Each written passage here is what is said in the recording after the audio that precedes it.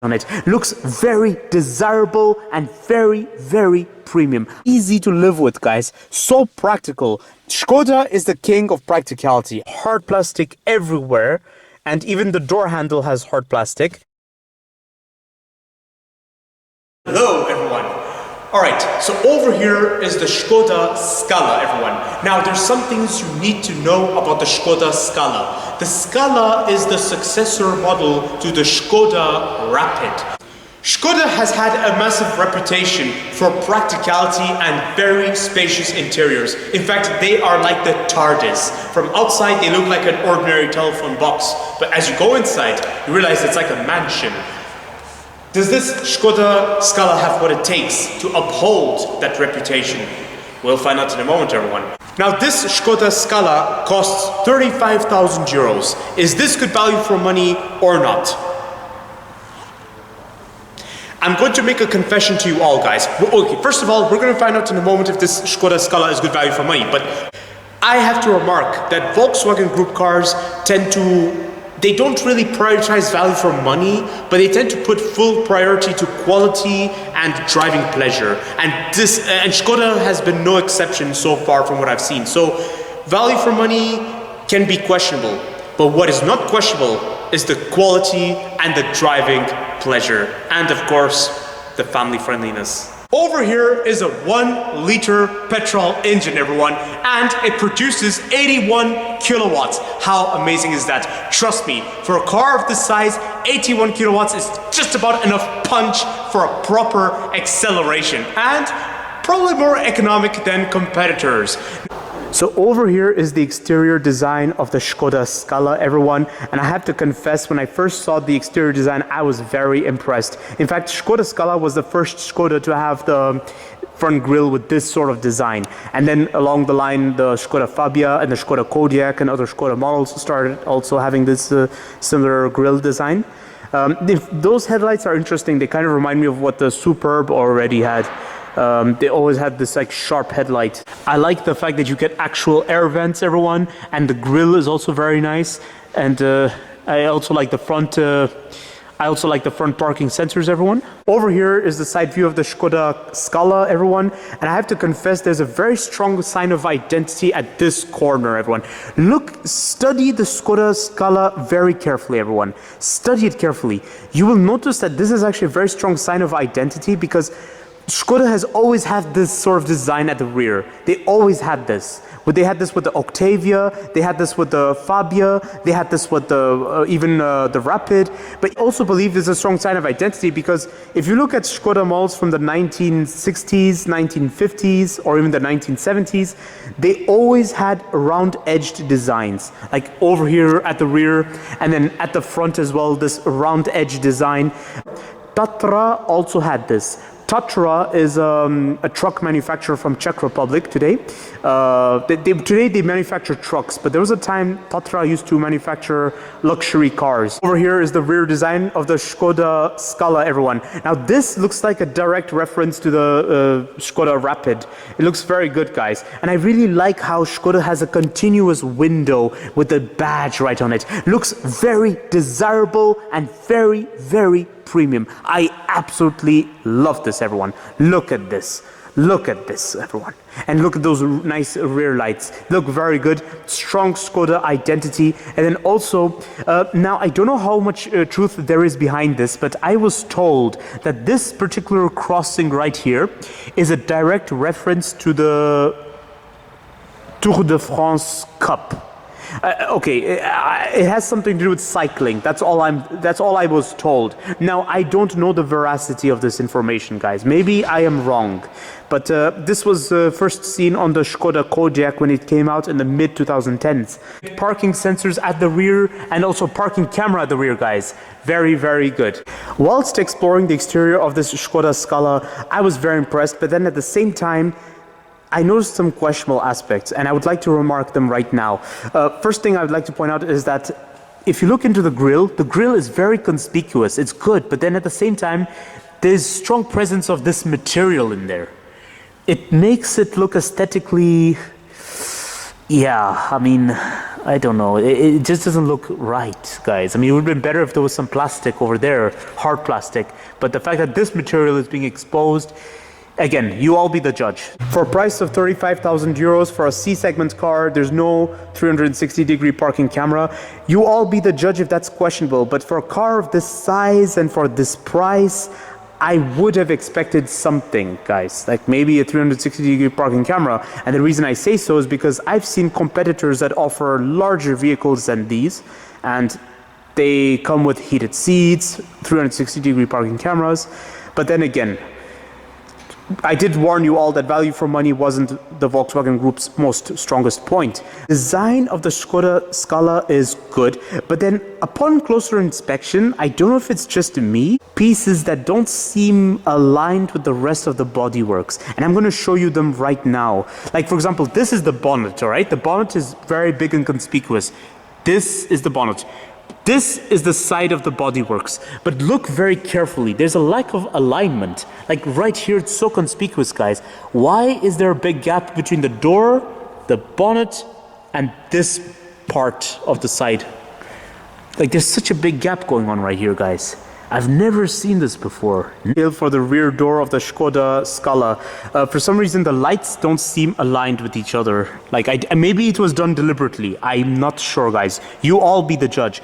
But I just noticed that there's like this light is more inwards than this. It's visible. Like look at this, inwards, outwards. Yeah. Otherwise, everything else seems to be parallel.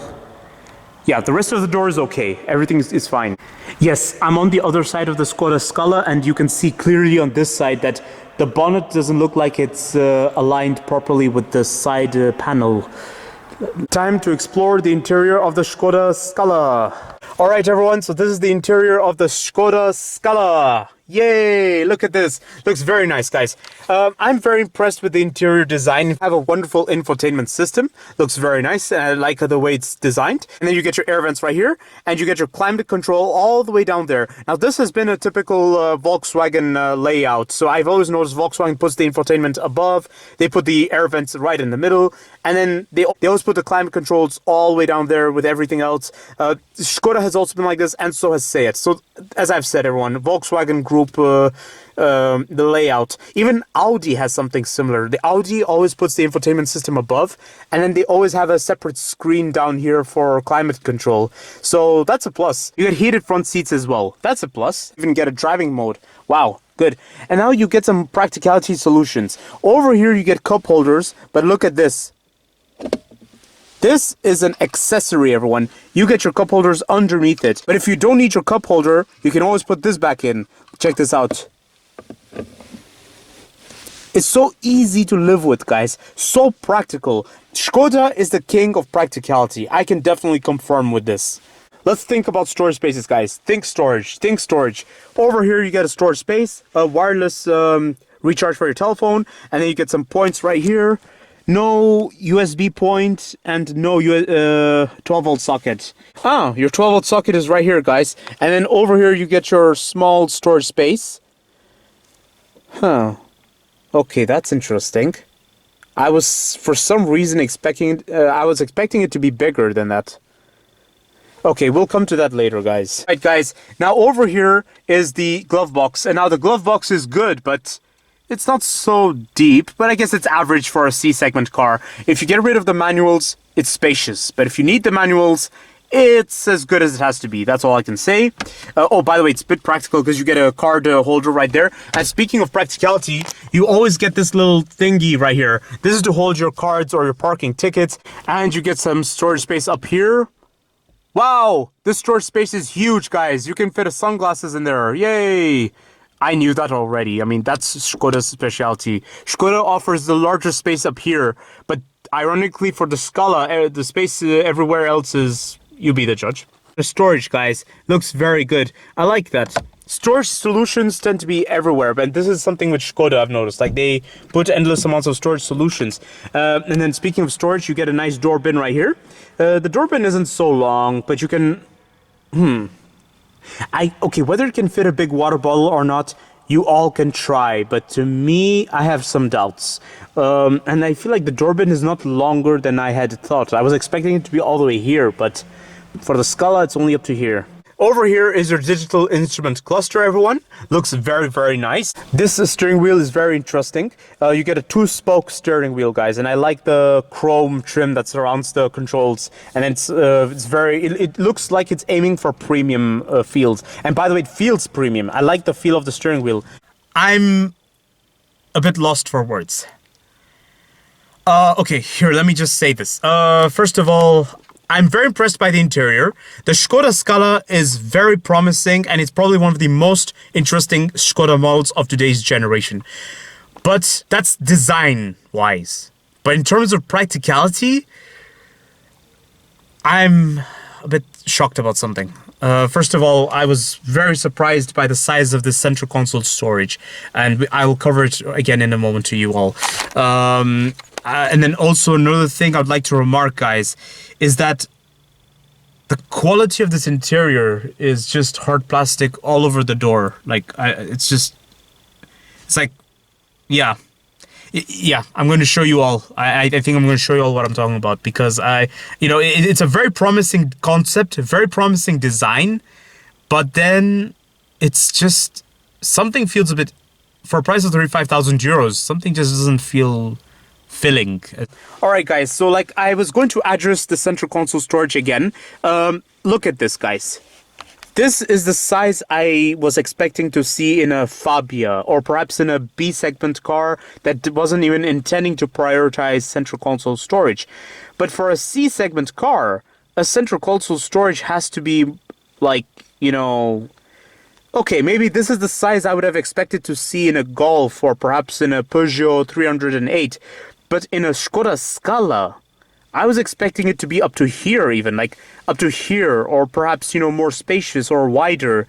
But the size you get is... The center over here is very nice. You would actually believe that you're in a premium car. But as soon as you look at the door, you'd probably mistake the door for a budget car. Like, certainly, guys, because there's hard plastic everywhere, and even the door handle has hard plastic. And look at this. For a price of 35,000 euros, you only get the front window buttons. No control for the rear windows. The rear windows are manual. I have never seen this before, guys. The only price I'd tolerate this at would be like 12,000 euros, or at the maximum 20,000 euros. But for a price of 35,000 euros, I have never seen this before. Never. No chrome, no aluminum, nothing. Just hard plastic. Yeah. I'm trying my hardest to find something. Like, the steering wheel it looks very premium. It's such a big contrast. Now over to the rear of the Skoda Scala, everyone. Just when you open the door, watch out, because this part of the rear door sticks out quite proudly, and my hand is right here. So yes, you may need to back away a little bit when opening this rear door, but otherwise it has an advantage, because when you open it, you get inside with a lot of ease. Guys, there's one undeniable quality about this Skoda Scala, and that is the rear seat. I have a lot of legroom. It's like a limousine. My knee room is literally kilometers away. Like look at this. My knee is like far away from this driver's seat. And my headroom is very, very good. Wow. So space is a thing at the back after all. Over here you get air vents, and you get those two points right here. Both rear seats get a rear seat pocket, everyone. And then also you get a side door pocket, which is very good. But just one thing I'd like to remark is that it's... Oh, okay, the size is good. Okay, the rear door pocket is not bad. You get a coat hook at the rear, a nice rear handle, and also a beacon of hope for the rear seats, guys. And you get a foldable armrest, everyone. Look at this. Guys, I was very impressed with the rear seat when it comes to space. The space and comfort is unquestionable, guys. It's like a family car. It's like how a family car should be. This is a real C segment, guys.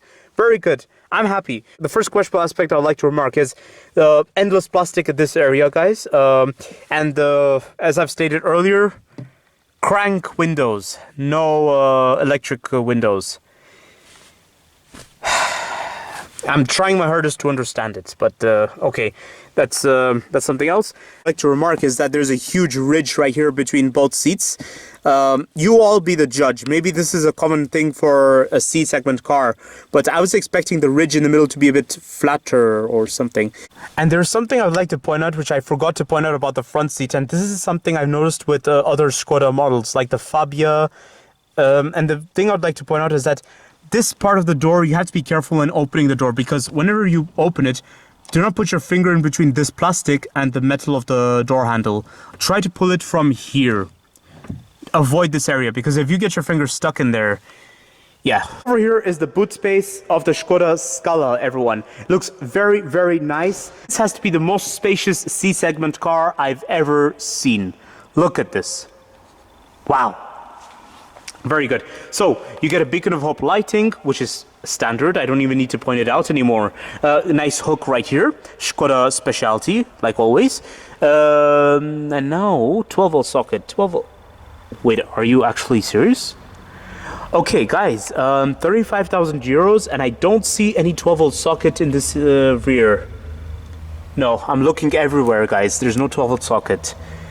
I can't see it. Okay, well. At least I do see tether points, so that's a plus, but no 12-volt socket. Here's my conclusion of the Skoda Scala, everyone. I have to say that when it came out, it was a very big surprise. The design was very promising. Big difference between the C segment and the A and B segment. The difference that sets the C segment apart is that the C segment are actually family cars. They are the smallest family cars you can afford.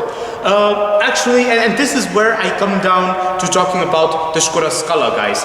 You see, C segment cars are supposed to be small family cars which are very city friendly and pretty affordable and to some extent also desirable, which is the case of famous C-segment models from the Volkswagen group. And this Skoda Scala is no exception. Price of 35,000 euros. Is this Skoda Scala good value for money or not?